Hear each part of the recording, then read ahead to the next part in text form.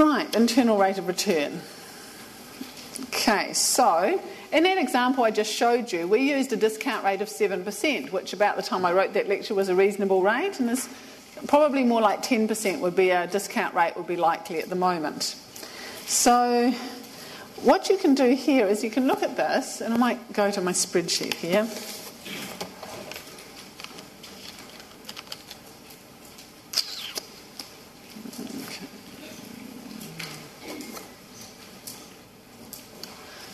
Okay, so this is the same spreadsheet here, and you can see the net present value at 7% is $345.48. If it's 8%, you can see the present value has gone, the net present value has gone down, and that's because in order to get a cash flow of say $10,000 in 5 years' time, we need to put less money in the bank now because we can earn more interest. So as the interest rate increases, as the discount rate increases, so we'll go up to 9% now, you can see the present value has gone down to $61. If we go up to 10%, it's now become a negative net present value. So depending on what discount rate we use, we're going to get a different response as to whether this has a positive discount rate or not. So at the level at which, so it's, if you look here, I've got 7, 8, 9 and 10%. I've just duplicated the columns there so you can see what I've just done on the screen where you went 345, 201, 61 and then negative 74. And so somewhere in between 9 and 10, the discount rate changes, the net present value changes from positive to negative. So we could try and find out what that value is. So we could try, was it at 9.5%? Okay, so that's still negative. So, and it's saying 10%, but that's because it's not showing its little decimal. So there we go, 9.5%. And I might give it another one. So say we make it 9.75%, that's even more negative, so 9.25, and so on. And we could just mess around and find what was the percentage value at which it changes. But in fact, if we go to 9.45,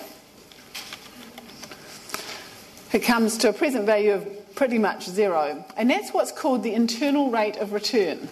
So you see here, we've got here the level of discount rate at which the net NPV of a series of cash flows equals 0 is called the internal rate of return. Now here is a quote that I've taken straight out of the Excel help.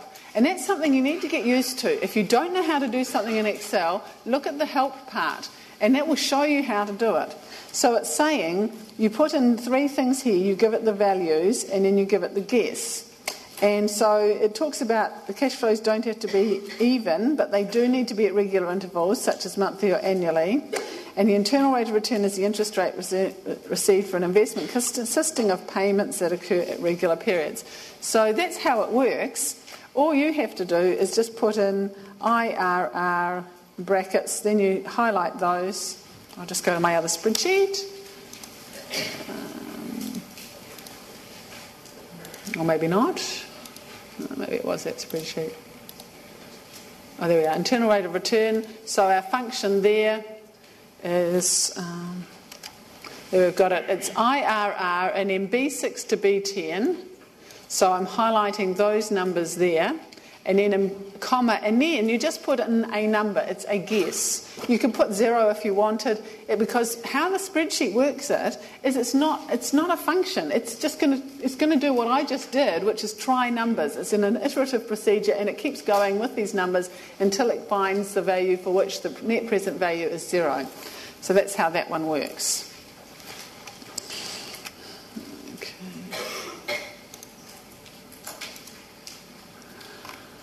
Right, so that's internal rate of return. Now we will come on to annuities. So I want you to have a think about this. Which would you rather have? Okay.